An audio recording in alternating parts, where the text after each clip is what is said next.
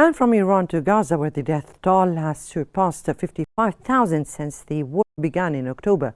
Health officials report hundreds more killed or injured in recent Israeli attacks. Gaza's health authorities say 55,297 Palestinians have been killed and 128,426 injured since the war broke out on October 7, 2023.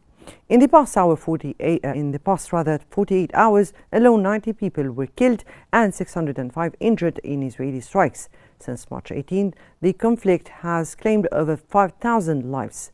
Medical teams also reported receiving 274 bodies and more than 2,500 injured from areas near aid distribution centers in southern Gaza.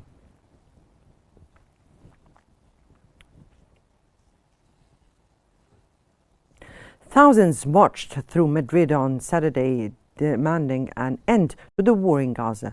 Protesters condemned what they called a genocide and urged EU action. Demonstrators filled central Madrid chanting, "This is not a war, it's a genocide," and held signs reading, "Gaza resists and the world awakens." Activist Diego López Garrido and said Spain is leading calls to end the bloodshed and called for firmer EU pressure.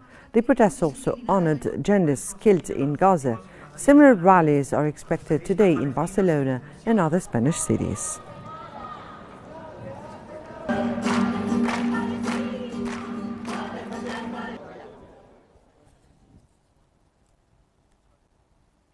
Thousands marched in Paris demanding an immediate ceasefire in Gaza and full access for humanitarian aid as the war continues between Israel and Hamas.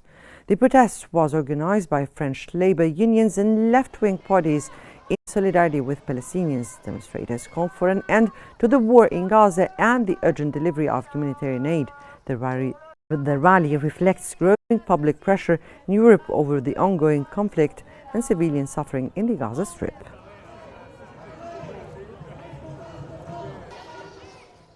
France says a planned UN conference on the two-state solution has been postponed.